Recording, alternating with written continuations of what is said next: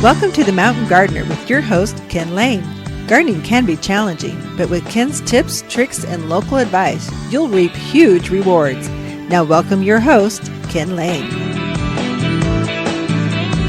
And you've tuned in to The Mountain Gardener, your host, Ken Lane, here every week talking about the landscapes of northern Arizona. And it's official. Winter's here. Northern Arizona saw its first snowstorm. I mean, it's bitter cold. I did post a quick Facebook, Instagram post on our Waters Garden Center feeds on how to prevent winter or snow damage on your landscapes. This is important stuff at high elevation. It's a bit different than the Midwest. Definitely folks from the deserts, more tropical climates, you just don't get snow and the whole thing, what it does, what it can do.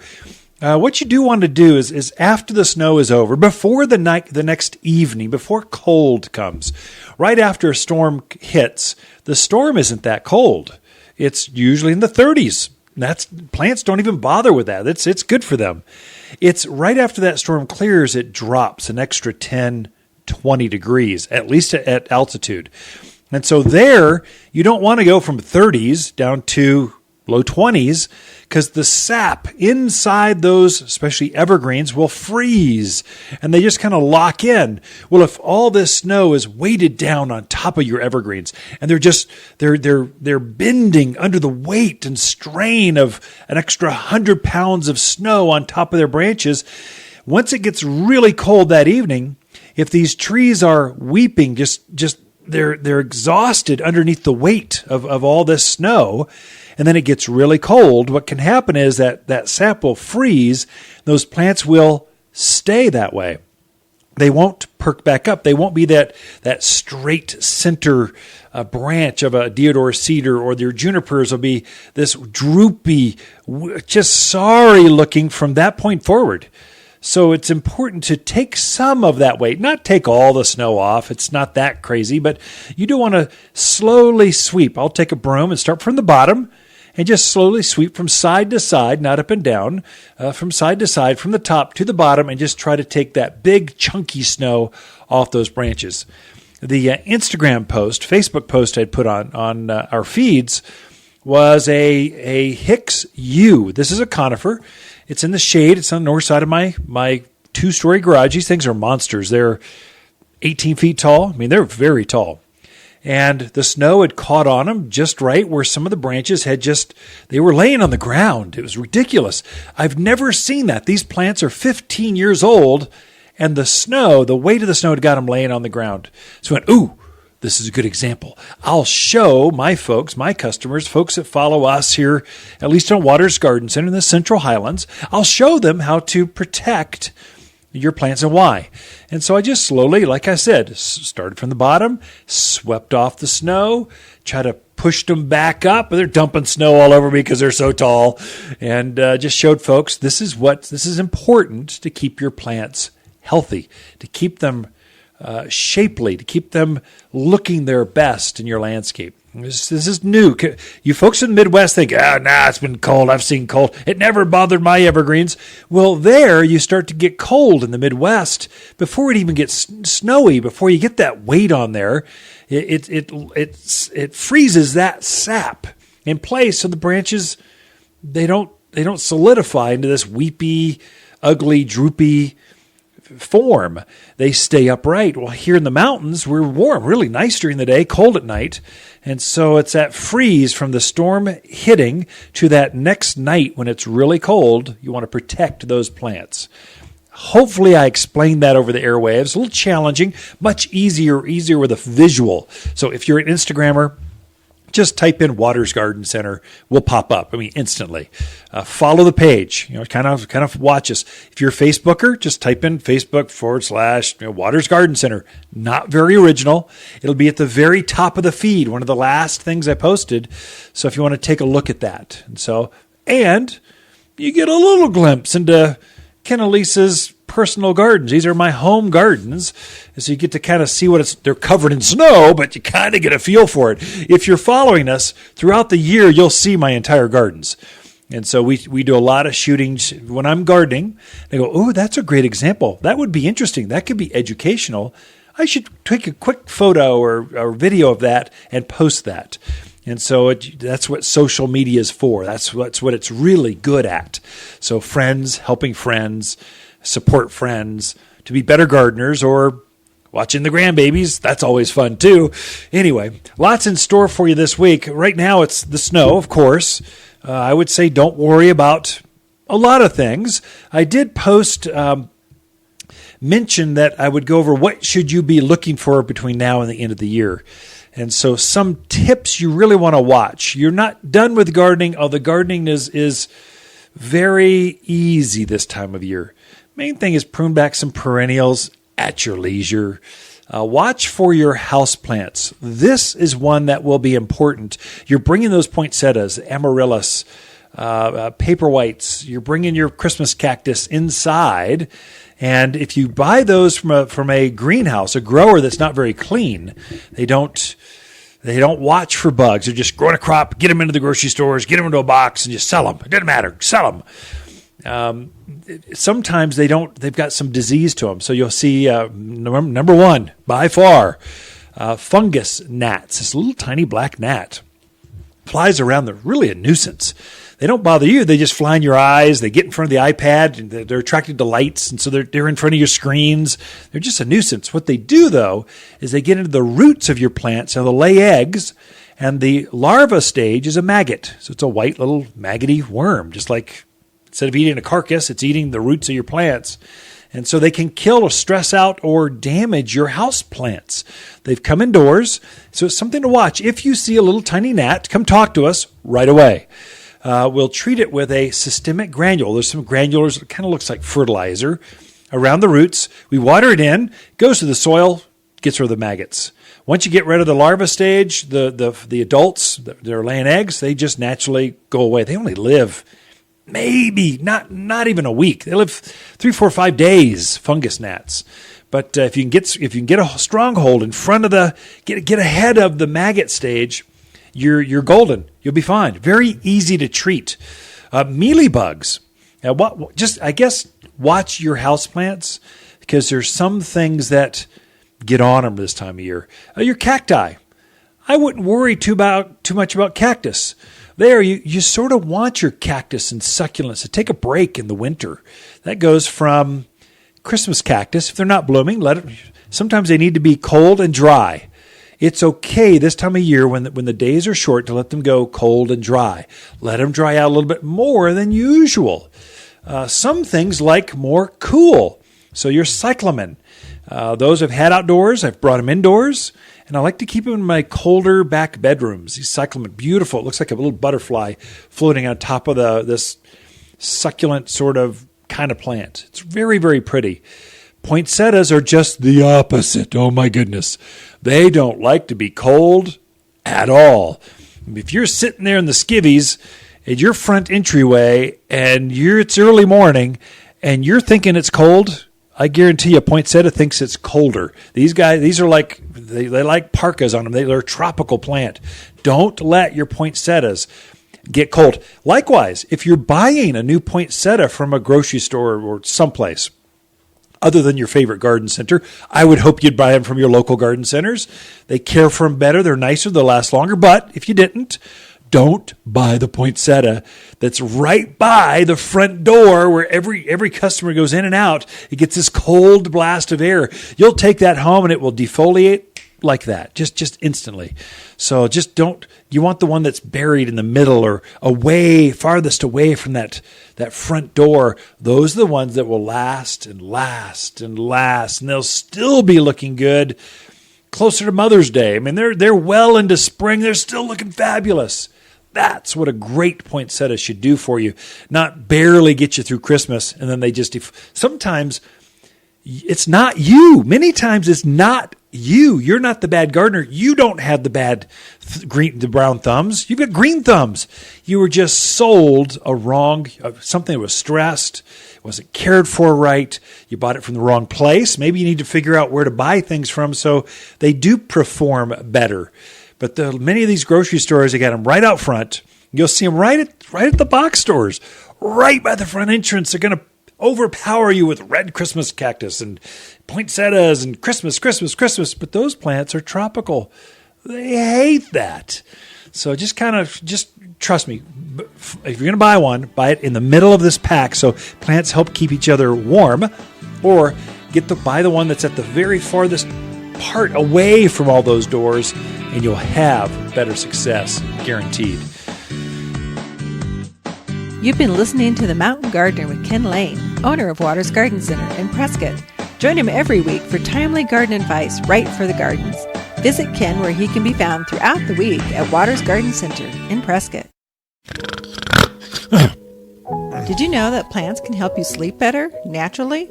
At Waters Garden Center, we have beautiful houseplants that not only look great, they clean the air we breathe. Get this. Some plants can actually produce oxygen at night and even take mold spores out of the air, making for less tossing and turning and more beauty sleep. Don't lose sleep. Rise and shine with unique, gorgeous houseplants for your best rest yet at Waters Garden Center. Sweet dreams. Hi, Lisa with the plants of the week and our Prescott Alberta spruce. This perfectly shaped tree displays dense green needles which are as soft as a teddy bear. The perfect front yard Christmas tree for holiday lighting, and oh, so beautiful when matched in pairs at the front door. Hand-grown, these are perfectly shaped and sized for home accents, and just $69. Waters Garden Center, 1815 Iron Springs Road in Prescott, where people who love twinkly little Christmas trees, they love to shop. You've been listening to Ken Lane, the Mountain Gardener. Green thumbs learned while working in the Family Garden Center. Now welcome back to the Mountain Gardener. And we are back with Lisa Waterslane in the studio. She comes each week with your garden questions. What are your neighbors asking? What's going on? What's the certain garden, what's the consciousness of the garden collective out in the community? If we can go, is that a Star Trek saying or something? Yes. I think so. The Borg. The Borg. Oh. And then you and I went off just to share, let people know what we're doing together. Went to a Cher concert down in Phoenix, Gila River. I'm sure some of the folks that are listening went to that because it was a packed house. Yes. I mean, it was crazy how many people were there, and she still got it. She still rocks it pretty good. Yeah. Considering what? She's 73? What? You just insulted every 70-year-old that's out there. What is that? Well, I don't know. Too many 73-year-olds get out there and dance like that. She was dancing like crazy. Yeah, she was. In fact, she had costume changes. I was checking her costume changes. This is a full-on production. You would. Over 9 costume changes. Really? Just her and her entourage, which is 10 dancers. The band did not change. They kept playing. Yeah. But the dancers behind her, the themes behind her. I mean, she had her typical Cher songs. Mm-hmm. She had burlesque. She had Cirque du Soleil. I mean, I think she had rope dancers above, 50 feet off the platform. It was a production. Then HD, full-on, interactive screen behind her that had to be 50 by 30 foot tall. It was a show. It was a show. I'd do that again. For sure. It was fun. Who next? I don't know. That's a good question. Michael Bublé. Yeah. Might I suggest Pink? Pink would be good. Toby Mac is coming. That would be a good I think in February, so I would love to see him as well. Yeah. Oh, okay. All right, so what else? Are we done with the travel portion? This is garden questions, right? Or we'll take up the whole segment just Talking about us. Yeah. Just us. Yes, it is questions. So Sherry would like to know, can she throw wildflower seed over the top of the snow, or is it too early and she should wait till later in the season? You could do that, definitely. Yeah, easily. In fact, it's a good idea. What happens when you throw wildflower seeds on top of snow? It's not going to germinate because it's too cold. What will happen is as that snow melts, the seed kind of flutter down and amongst all the rain, the snow melt, and then it gets down into the soil. And then right after that snow melts, typically we have a hard freeze. And so the ground will heave. It'll actually swell up and then thaw and come back down. So it's actually called heaving. It's like a sponge. As the water in the soil expands, it freezes, expands. Then as it thaws, it contracts. And so you get this contraction thing swallows up the seed. So you get a better germination rate next spring. It will look more natural when you do that. And it keeps the birds off, the squirrels from gathering up your seed. And you just spread out the world's most expensive chipmunk bait. So it's a great idea if you got the wherewithal to go get some seed ahead of time, especially for, we've got a mix in there. It's a poppy mix. It's California poppies and a variation thereof, all the colors. Poppies have a really thick hull on them, so they need to go through a freeze and thaw cycle to open up, to crack, to scarify that seed hole so the plant can actually germinate, come through. It's not all wildflowers are like that, but many of them are, as they would appreciate that. Absolutely. Don't wait until April or May to do it. You're much better off putting wildflower seeds out now through February. It would be the kind of the sweet spot for wildflowers. So if you were to throw them out and you kind of cast them over the snow, is it a good idea still to put some mulch over them, or they just be okay on their own? I don't think you need that. I think it'd be okay to go with it. So and then you can see where the seed are. Yeah. The reason I recommend making your own hydromulch, that's in our handout. If you come and buy a seed from us, we've got a handout how to do wildflowers. I go put a bag of mulch in a wheelbarrow, put your seed in the mulch and blend it all together, then spread that. You've just created your own hydromulch because so many of the native seeds are so tiny, they're feathery, they just float. You don't want them floating away, and then you don't want to spread them and go, now where did I put that? Because you can't see them now. Yeah. But you can see the mulch. So you might still do that, help you spread it more evenly over the snow, over that area. So that would be even better. So the key thing is now through, not so much the snow, now through February is your ideal peak time for spreading wildflowers in the garden. Okay. Alrighty. Our next question is from Lewis. He planted a spruce out in his yard. With this heavy snow, it's kind of gone cockeyed in the hole. So the question is, will it be okay if he straightens it up and gets it staked, or is it like permanently cockeyed? You'll be fine. That's why if you had us come out and plant for you, we're going to come dig a big hole. I mean, jackhammers at bay. I mean, they're just, everything is included. And then we also stake the tree. And the reason we stake even a large spruce, it's heavy enough to keep itself upright. It's got a big heavy root ball, but we stake it so that the snow won't load up on the canopy and have it flop over. So it'll actually root out some. You'll actually get some root hairs forming now through the end of the year. Well, we don't want to form root hairs and all of a sudden they break off because it's shifted in the hole. If you stake it, it helps that plant even out, balance the weight of the tree. So set it back upright, Lewis. I mean, that's fine. And then stake it, just 2 stakes on either side. Use a lodge pole, not something weak, wimpy, big lodge poles. Tie off once between those 2 poles, and that'll keep it upright. And then if you do get a real heavy snow again, go and brush that snow off, take the weight off so it doesn't want to shift in the hole on you. Kind of all evergreens are that way. Pine, spruce, fir, they're all sort of that same genre. No matter the size, no matter the weight, stake them, plant them. You're okay to plant a new one right now. But if you do, just stake it, and it'll keep the snow from having it lean over. Okie dokie. Well, Tom would like to know, he wants to get a living tree for a Christmas tree this year. But he wants to know how soon does it have before he has to plant it? Like, can he leave it in the pot for a long time, or does he have to get it in the ground right away? That's actually a good idea. Yeah, that's a good question. So we've got them in great big pots. Now most of our trees, our living trees, you're going to buy a new pine tree. You want a new spruce. Decorate it for the holidays, then go plant it. Most of them are field grown. That is, they've known their entire lives. We grow them in a field like corn. They get nice and bushy and full. We prune them back, and we pamper them to get this shape to them. And then we'll harvest them. We'll actually dig out a root ball, and we'll surround that root ball in burlap. So it's called a ball and burlap tree. And then we bring it in. We'll actually put it in a pot to show it off here at the nursery. It's cleaner, neater. It's just easier to show folks. It's easier to get home. It's easier to get it to your yard. It's just better. It will last in that pot probably through next spring's push of root growth. So I would say within the next year, I would really say, ideally, you should get it in the ground by this winter sometime. Put it in January, February. Pick a nice day. Put it in the ground. I wouldn't want, some folks ask, can I get 3 years out of this? No, you cannot. Some folks will do it, but then it gets root bound. Some things happen. But don't feel pressured to have to go put this thing in the ground right away.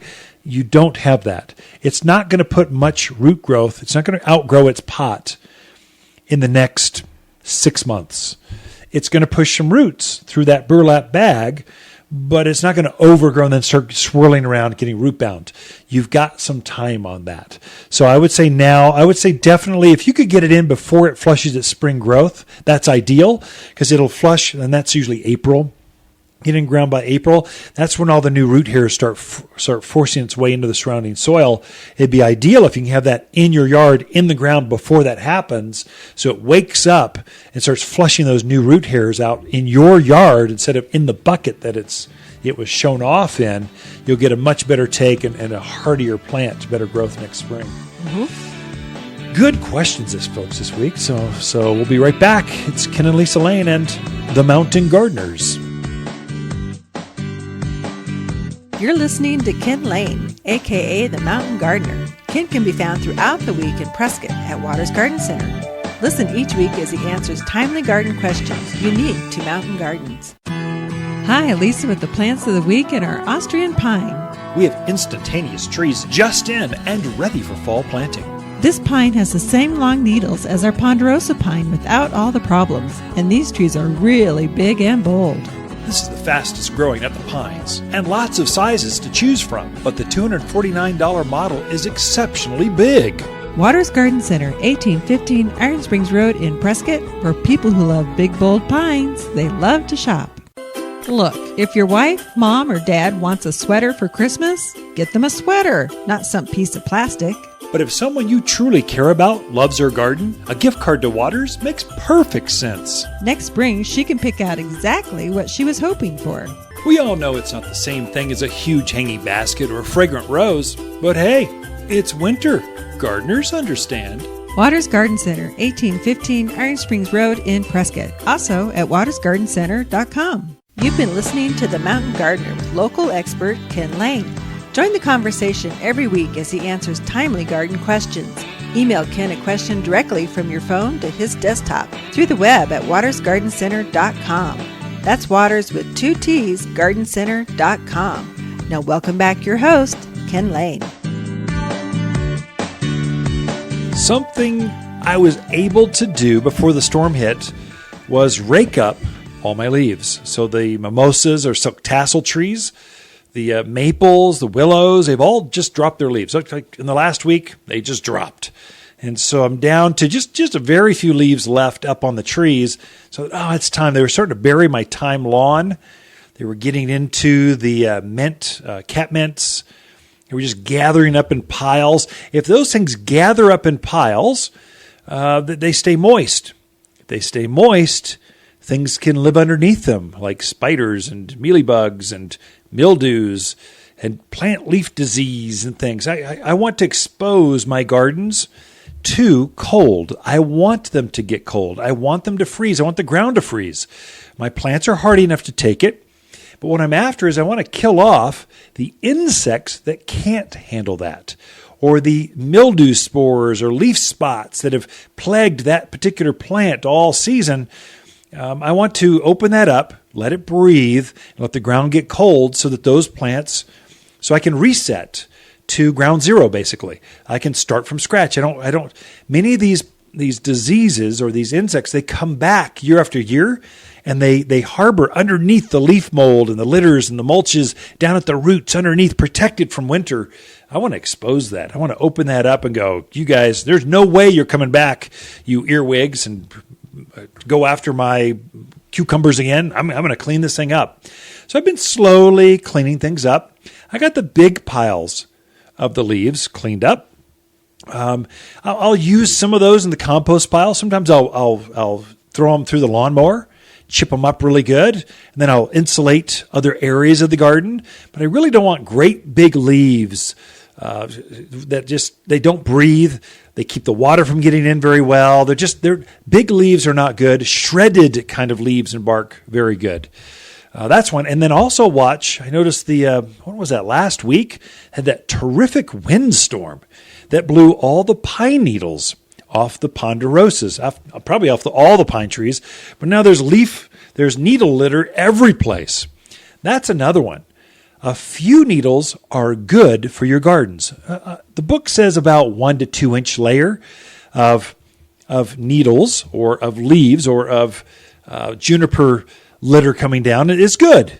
If you get 6, 7, 8, a foot worth of needles just gathering up those pine trees, what their goal is to suffocate everything underneath them so that nothing can survive except them. They're very strategic with this. They're very purposeful on why they're putting some needles off. They're trying to insulate the roots, keep the weeds down, and don't let any other seedlings come in and get started at their base, within their drip system. There's their outer branches. They don't want anything to get started and come down and take their water and their food. They're very selfish with that. And so, a few are good, but they can get a little weedy. And then if we get into fire danger, if you get in, this isn't the season for that, but next June, July, August is, you can get wildfire season. You need to have a few needles are good. It keeps the wildfires on the ground, keeps the plants hydrated so they don't burn as fast, but a whole bunch of them, that is not good. That's too much fuel. So there's this fine line. There's this balance between a few needles and too many. Too many leaves and shredded leaves are good. Big, sycamore leaves over patting each other create this turtle shell that forces the water to kind of shed off away from the roots. These are not good things for your garden. So slowly pick those things up. Perennials. I'm trying to put together a how to prune perennial article. Right now it's kind of outlined. I think I'm going to publish that next week in the newspaper. But how do you prune perennials? And which ones do you prune in the fall? Which ones do you wait until the spring? Right now, it's a rather lengthy article. The paper won't print it. It's too big. So I got to be under, they like 800 words. Perfect. So I'm trying to narrow this thing down. But really what it comes down to, those hostas, they're looking terrible. Cut them back anytime you want. Don't leave them in the gardens where they're bringing them down. They just look terrible. I would say the same thing with iris. My iris beds, they got a few green leaves, some brown ones are laying on the ground because of the snow. Prune them back. Just cut them. I cut them about an inch off the ground. And my goal, here's my thinking. I leave some of the top of that perennial. Perennials are those things that come back. Remember, perennial and permanent both start with P. Annuals they just live for the year and they're done. So perennials, they're going to come back next year. They come back from underneath the ground. The reason I leave like an inch of perennial top there is for me. So I can remember, where is that salvia going to come up again? Where's that heuchera? Where do the iris come up again? Where do the daffodils? So I can remember, oh yeah, that's right. I can see the stubs from last year. And so it's mainly for me to remember where they were at, because you'll forget. Now, 6 months from now, and they're starting to, when do the coreopsis come up again? When does echinacea come up? Some things I'll leave up, like echinaceas, I'll leave the seed heads. They're just pretty until they lay over, then I'll cut them back. So you can take your time, but prune back your perennials and rake up those leaves.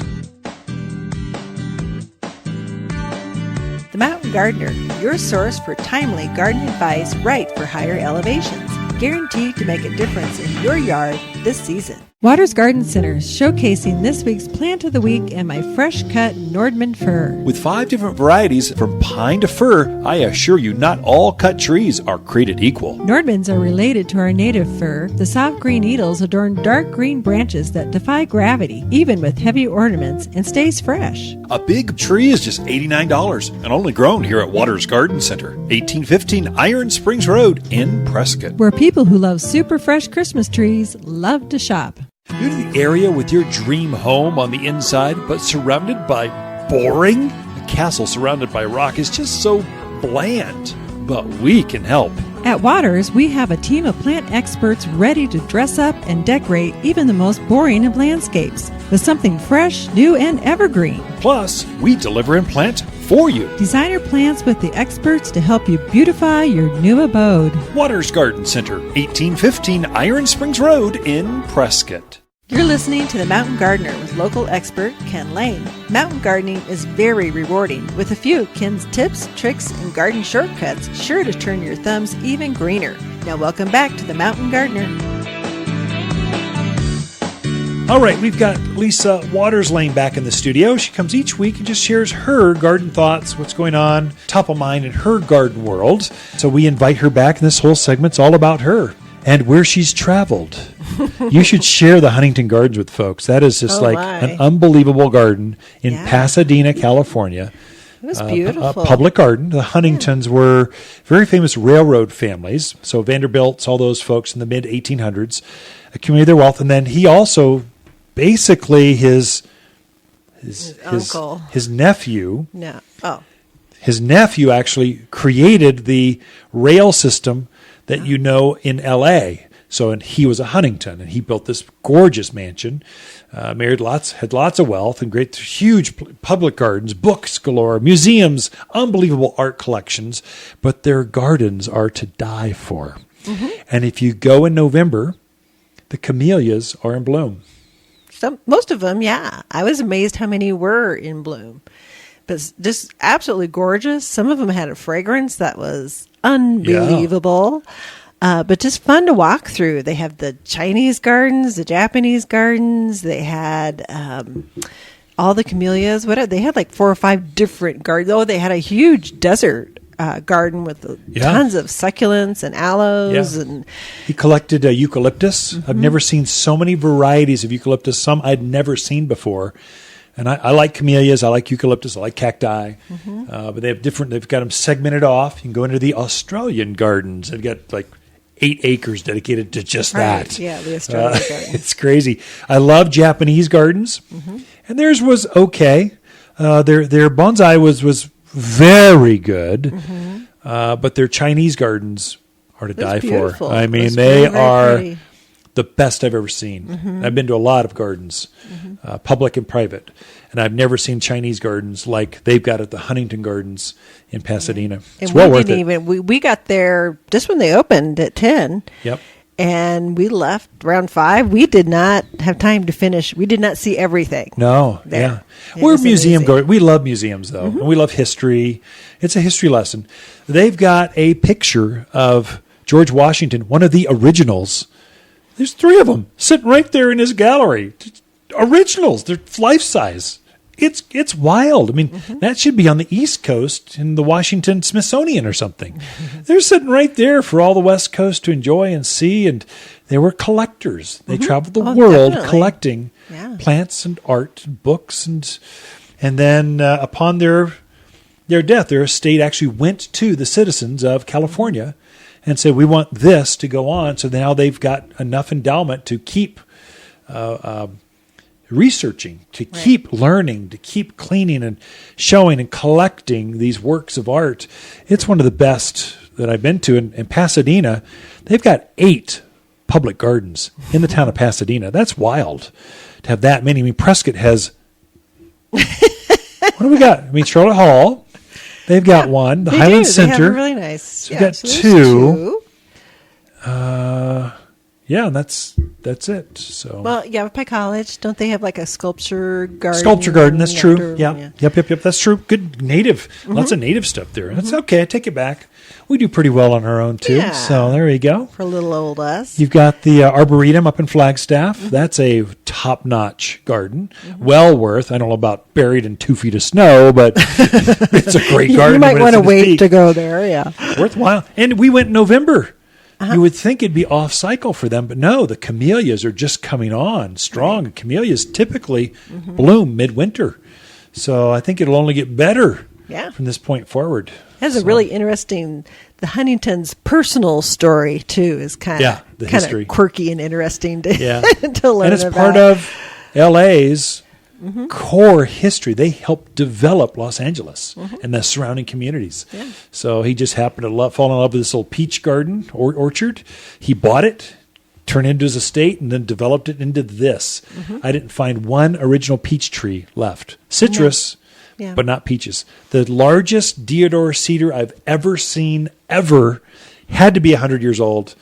I've never seen anything like it. Oh, right that there. great big one. Where Ginormous. the branches were like sweeping down to the ground. It was crazy. It You was just wanted to go crazy. play in it. It was just so It was beautiful. But yeah, we definitely need to go back and see the rest of it sometime. Yep. Maybe It'll in the take spring. every I bet bit it's of 3 to pretty- 4 hours, and you could easily spend 8 at Oh, that garden. I think you spend like a couple days there. You probably could, yeah. And great cafe. Yeah, it was Tremendous food. good. Yeah. Anyways, that is the travel portion So, of our show once again. garden tips we should maybe cover. So what do you got in mind? Yeah, so I thought we would talk about Christmas trees. 'Tis the season because there's like hardly any time. We just had Thanksgiving. Yeah. Christmas is what, like a week away now? Yeah, that's true. Seems like it it. seems like it's compressed. The time is compressed this year. So you're talking cut trees? Cut Is that- trees. oh, okay. So Yeah. cut Christmas trees. Right. So varieties and how to take care of them and stuff. You Okay, betcha. great. So we bring in 3 different types of trees. We bring in the Fraser fir, we bring in the Nordman fir, and then we bring in, is the Noble a fir as well? Noble is a fir. Absolutely. Okay, so Firs they're have a all chubbier firs. needle to them, so they tend to stay fresher longer. Right. The Fraser, I think the Fraser is probably my favorite because it almost has a two-tone Yeah, it needle does, to yeah. it. A little bit shorter needle, but very long-lived. Once it's been cut even, those needles stay on there a long time. It will not drop needles. I mean, when it dies, the needles get locked into the branch, so it doesn't shed at all. Big stiff branches. Maybe it's too formal, too Christmassy looking for Think some so? folks. For It's some like people, perfectly yeah. conical shaped. So if you want big, more natural swooping branches, maybe the others are better. I mean, there's no right or wrong. But yeah, that two-tone blue and silver Yeah. on each needle, it's fabulous. That's why I really like that one. It's one of my favorites. I like it. It's very compact too. If you had a lot of big ornaments, it's probably not the best one because you can't really cram them in there too well. But the other tree, the Nordman and the Nobles, now what's the difference between those two? Well, Noble fir is the old standard. That's what you grew up with. It's a pretty tree, big stiff branches. It's got the layering to it, so you can hang big ornaments, even out on the outer ends of the limbs, and it will still be upright. The thing with the Noble fir is it's got a huge trunk. And the trunk of the tree is the secret to how much water a plant can hold. So the bigger the trunk, the more water it can hold, the longer it will last. Okay. So the heavier the tree, the more weight it's got, obviously, but then also the more water it's got in it. So if you're debating between 2 different trees, just tip them back and pick the one that's heaviest. It's the one that's fresher. It's got more water in it. So the more water's heavy. So these plants are holding a lot of water. The Nordman fir has a chubbier leaf. It's got like a Noble fir. I'm trying to not mix up the names. The Noble fir is the standard one. The Nordman fir, that one's got a softer look to it. They're very much related. They're cousins of each other. Yeah. At first glance, I kind of have a hard time telling. But the Nordman fir has big, long branches, chubby needles, so the needles actually hold more moisture even than the Noble fir does. Really, if you come walk the yard, you'll walk through and you go, oh, they'll call to you, oh, that's really pretty, I like that. All 3 take our weather, last a long time, will easily get you through the season. One thing that we do, I gather you've already picked our Fraser fir out, so it sounds like that's the one we're going with this year. It varies each year. It does. What we'll do is we'll take it home, and we'll spray the entire plant with Wilt Stop. It's a clear coating that locks the needles, locks the moisture into the needles so it can't dry out. And it makes it glossy, makes it smell good. It's very inexpensive, but get a bottle of Wilt Stop. Spray it, and it just really makes those trees last. Spray your wreaths, your garlands. We've got garlands here at the nursery. It'll make those things last easily through winter. And then when they ask if you want your preservative, just say, yes, I do. Because that liquid preservative you add in the water at the base, it actually does open up the pores so the plant can take in more moisture more than it can without it. You hear all kinds of crazy stuff like add 7-Up, an aspirin. None of those things work. Get the tree preservative. It's what it's made for. Add it to the water, and it'll be a game changer for your plants this year. If you're thinking cut Christmas tree, I think everyone should buy a living tree myself. But eventually you run out of space. You don't need more. True. Ken and Lisa Lane and the Mountain Gardeners will be right back. Look for more tips, tricks, and garden shortcuts through Ken's website. Podcast the show, read his weekly garden column, or follow him on Facebook and Instagram at watersgardencenter.com. That's Waters with 2 T's, gardencenter.com. Okay, maybe after decades of the same fruitcake exchange, it's time to start a new holiday tradition. A living Christmas tree from Waters Garden Center can be decorated and enjoyed for a lifetime, not just a season. When the holiday festivities end, gather family and friends and plant your tree together for years of enjoyment. Or Waters will plant it for you, guaranteed. As your family tree grows, have a tree that grows with your family. From Waters Garden Center, 1815 Iron Springs Road in Prescott. Hi, Lisa with the plants of the week and our Goshiki Holly. Goshiki translates from Japanese as holly with 5 colors. Its new leaves emerge red, then turn green. The entire top of this holly is draped in colors of cream, white, gray, yellow, and green. This evergreen makes the perfect accent, hedge, or evergreen container for its all-round good looks. A really nice plant that shines through winter is just $39. Waters Garden Center, where people who love Japanese gardens, they love to shop. Welcome to the Mountain Gardener with Ken Lane. Gardening in the mountains is different. Listen to Ken's tips, tricks, and garden shortcuts guaranteed to make your gardens more beautiful than ever this year. Now for better advice that works locally, welcome your host, Ken Lane. Okay, we are back. So we're mentioning what are some things you should be doing between now and the end of the year. And shared a couple things. Rake up the leaves, prune back your perennials. Another thing to watch, if you're still gardening in containers, big pots. So we've got, Lisa and I have many, many containers. And we grow year-round in them. If you get a good clay pot, they will last without any problems. Plants go through really well. I've got roses that have been in them for, 5-10 years and still doing fabulous. But here's a little insider tip. Here's a secret. Here's what I did to my gardens before this storm hit this week.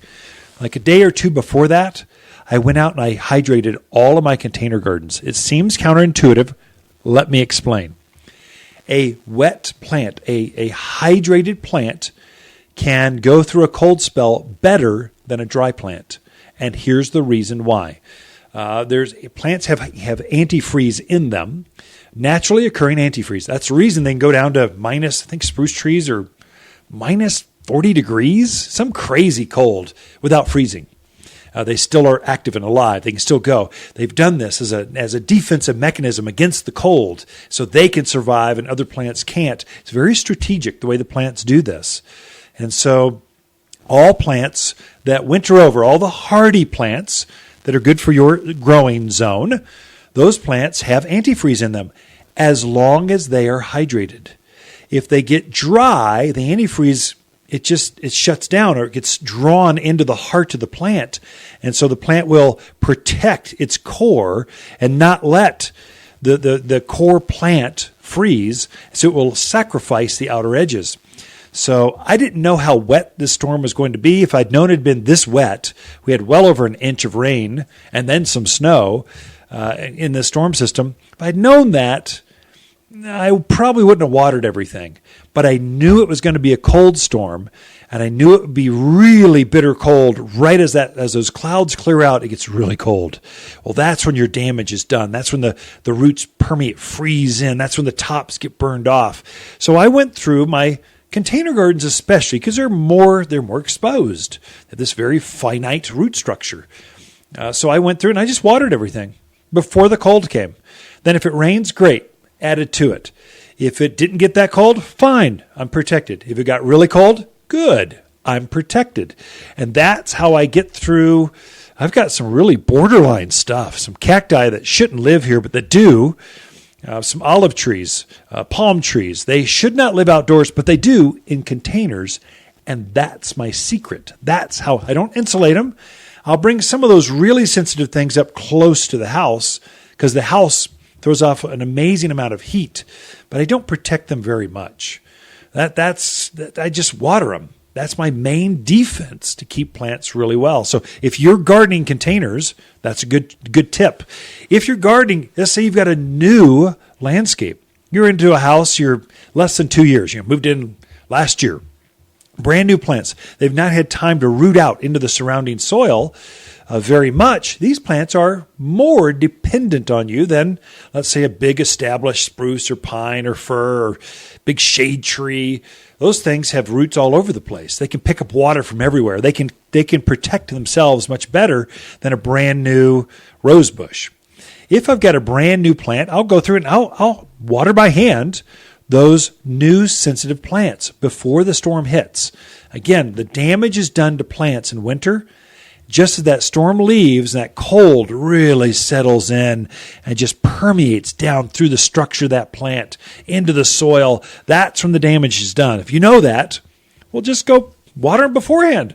Water keeps the antifreeze going, and you are golden. Just go, look at it that way. Another thing I've done this week, while I was out there, I was pulling up some of my old spent vegetables. I had some problems with fennel, had some mildew on it, so I cut those back. And then I don't compost that. If it had disease or bugs, I throw it in the trash can. I want it off my property, away from my gardens. I don't want that stuff.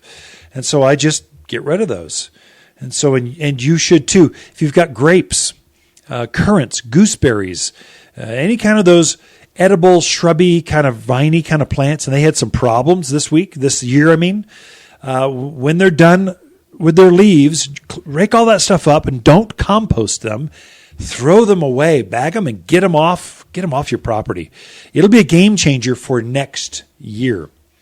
That and some things like my beets are looking really good, parsnips, Swiss chard, turnips, the greens, they are looking really good. Brussels sprouts are really tall. These are things that you harvest in winter. They like that. Those things, you might want to go through and just look after them. So Brussels sprouts, stake them. That ferocious wind we had on Thursday night, is that right? Yeah, Thursday night. That'll get plants to lay over. We'll just stake them up. Don't go inside, start sipping tea, baking cookies, and thinking Christmas is right around the corner, and I don't have to do anything. You got to tend a little bit. It's kind of good to get your hands dirty, play with the plants a little bit. This is not hard work. It's easy stuff. So things to watch. I will go ahead and I've protected all of my valves. We just get colder from here into January. It just gets colder and colder. The next 4 weeks really gets cold. And then it bottoms out and starts to get warmer. Then through February, March, it just gets nicer and nicer and nicer. We'll still have freezing and frost, but it won't be that bitter cold that just bites into you. So there, I'm protecting my valves, making sure they're all they won't freeze. So I've bought my mulch or my manures or my potting soil I'm going to use for next year, and I'll throw a bag on top of my valves in the ground. I don't want those to freeze. Now, sometimes the book will tell you take some insulation from your house insulation, that pink stuff that makes you itch all over after you touch it. Sometimes they'll say put that in a trash bag or Ziploc baggies and put that underneath that valve cover box on top of the valves, and that'll keep them from freezing. And that works. And yes, I do that, and it works pretty good. But I've never had a valve break by freezing, at least. If I buy my mulch, or my manure, whatever I'm going to use next year, I'll buy a bag of that and I'll throw it on top of that cover, that box, and it gives you an extra, like a huge dirt pillow is what it is. And it keeps that ground from freezing around that box. I've never once lost a valve to breakage because of freezing. I'll do the same thing around the well house. I'll take bags and go, cold might get in there. I'll throw a bag up in there. I just use them liberally. I know I'm going to need potting soil. I do a lot of containers. I just buy those and I'll protect things. That backflow preventer, that great big mechanism that stands up in the yard sometimes. Not every house had that. Sometimes they're in the ground. If that part freezes, it's a very expensive part. It's like $300-400. And then you typically have to have a plumber come in and put it in for you. There's another couple $100, minimum $500 bill to replace that. You don't want it to freeze. And so I've wrapped them with plumber's tape, heat tape. I do that in the well house as well. I've put they've got insulated bags that go over them that do pretty well, but insulated bags, and then I'll wrap it. I'll put more insulation on there. I don't want that thing to freeze. And then I'll put my mulch bags on top of that. I don't care how tacky it looks. Everyone's inside. Gardeners understand. I mean, they know what it's all about. And so I'm just protecting my investment in my plumbing, my irrigation valves, my well house. Just make sure those things don't freeze. We haven't had a deep freeze yet, but a month from now we will. It'll get colder and colder and colder. Just protect those things now. Watch your greenhouses. If you've got a greenhouse, the nights will really penetrate. Now's the time to invest in a thermostat controlled heat source to keep those tomatoes going in the greenhouse. That's another one, your greenhouses. Watch for disease in those. They're still warm. Your aphids will grow like crazy in there. So if you get an infestation, come talk to us right away, and we can help you get ahead of that and show you how to monitor that and keep those insects at bay, the disease at bay in a greenhouse structure as well. More in store for you. Don't go anywhere. We'll be right back after these important messages. You're listening to local garden expert Ken Lane, the owner of Waters Garden Center. He can be found throughout the week at Waters Garden Center, located in Prescott at 1815 Iron Springs Road. Thanks for tuning in to The Mountain Gardener. Hi, Waters with this week's Plant of the Week, our True Blue Fat Albert Spruce. At just 15 feet, this is the ideal evergreen for small gardens, excellent in front yards with limited space. The color is so blue all year long with the perfect evergreen shape and just $74. Dense, durable, and loves the sun, so it works well as a windbreak, screen, or sound barrier, and only found at Waters Garden Center, 1815 Iron Springs Road in Prescott, where people who love the perfect blue spruce love to shop. The Grinch went to Waters and couldn't believe his eyes. There were cut trees in every shape and size. He could take one home and then toss it after the season. Good! And then he saw living Christmas trees that grow and grow. So it seemed a good reason. A beautiful living tree, and have Waters plant it because of his bad knees. Have the merriest of Christmas from all of us here at Waters Garden Center. You've tuned in to The Mountain Gardener with local garden expert Ken Lane. Join him each week as he answers timely garden questions that are sure to make a difference in your gardens. Now welcome your host, Ken Lane. Can I ask a favor of listeners? If you're a fan of the show, thank you. Tell your friends. What I'm doing is one of my passions, I guess. We love here at Waters Garden Center, Lisa and I, we love children. So anything that supports children, we are all over that. We love education, big time. Lisa's an educator. That was her degree from ASU. And then we're into leadership, especially women, female leadership. We need stronger leaders in our community, and we just raised a whole bunch of daughters that are very strong, that are leaders. And we want to promote that within the community just because that's who we are and that's kind of our background. And so the Shriners came to me. They have the Shriners Children's Hospital. They specialize in burn victims and cancer and just specializing in kids. They've got hospitals all around the country, and they focus on children and their families.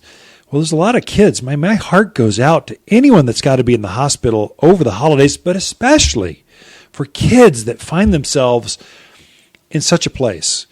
And so we are raising toys. We're asking folks to bring toys here to the garden center, and all those toys will go to the Shriners.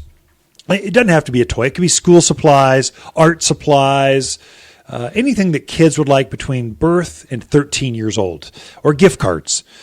In fact, if you buy a gift card from Waters Garden Center, just mentioned for the kids, all of that money that you buy a Waters gift card, all that money gets cashed out and goes right to the kids. And we'll go buy toys later. Don't wrap them. We'll take care of wrapping them. It's got to be new. It can't be used. Can't be repurposed. It's got to be a brand new toy. But if not, you can bring us a check, or we've set up, we have the ability to take money here at the garden center. So if you're buying a Christmas tree, poinsettia, whatever. We'll probably ask you, oh, would you like to buy a toy for the kids? If you go yes, we'll just go, how much would you like to donate? And we will go out and buy those toys. We're going to make a massive toy run. Then all those toys will go to the Shriners Hospital December 18th. And then they'll pass those out to all the kids. Noble, worthy cause. Kids that really, truly, they just need our love and our care and our hope. And this is one way that we can do that in our community to make lives better for the families and the kids that are in those hospitals. Anyway, Shriners Hospital, there's a big box here. You'll see it. You can't miss it. If you don't want to come talk to us, just come in, drop it off. Drop it at the front desk. The cashiers, we'll just take it. We'll take care of everything. We're trying to make it super, super easy for folks. So lots of good things going on. The poinsettias showed up. From reds to all the colors. Again, I mentioned we grow our poinsettias, and they are over the top. I mean, you'll pay a little bit more, but you get a plant that is a whole lot more. And that's our goal. I think that's what an independent garden center does, is they know they can't compete head-to-head with the boxers, nor do we want to. It's boring to sell another red-tip photinia. Oh, my gosh. When we've got 10 other better choices than that, and then we can take the care to really get that extra. We'll go through and prune them back one extra time so they're really bushy. Instead of tall and leggy and floppy and falling over, we can grow one that's full and bushy and will fill out and give you that privacy faster. Our Christmas trees. There are none B-grade runs. They're all grade A, over the top, from living trees to cut trees. We purposely go through and glean the fields beforehand, getting the best of the best out of any crop. There's always there's always 10% of that crop that is, whoa, I can't believe, look how good that looks. Those are the ones we want to snag. Those are the ones we want to feature and show off here, at least at Waters Garden Center. And I know my friends at Warner's or Plant Fair or Christopher Gardens or the other independents that I know, they have the same philosophy. And so with that, let me just wish you Merry Christmas. Can we do that now? We're after Thanksgiving. May I just wish my Christian friends a Merry Christmas, my non-Christian friends a Happy Holiday, and to my Jewish friends, Happy Hanukkah. I know I'm a little bit early, we're a month off, but hey, it's close enough. Thanks for tuning in, folks. Look, if your wife, mom, or dad wants a sweater for Christmas, get them a sweater, not some piece of plastic. But if someone you truly care about loves their garden, a gift card to Waters makes perfect sense. Next spring, she can pick out exactly what she was hoping for. We all know it's not the same thing as a huge hanging basket or a fragrant rose, but hey, it's winter. Gardeners understand. Waters Garden Center, 1815 Iron Springs Road in Prescott. Also at watersgardencenter.com. Not everyone can grow wildflowers, but we'll make sure you're not one of them. At Waters, we know which wildflowers sprout, thrive, and bloom with success. We're wild about wildflowers, with many of our own Arizona blends. Like our Arizona Native Mix, Butterfly and Hummingbird mixes, and all are big, bold, and beautiful. At Waters, we know wildflowers, and winter's a season to spread new seed. Waters Garden Center, where people who love their flowers wild, they love to shop for seed.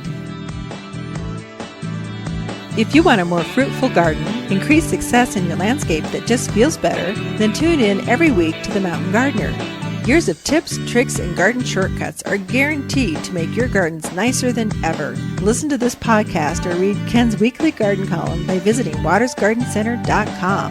That's Waters with 2 T's, gardencenter.com. Thanks for tuning in.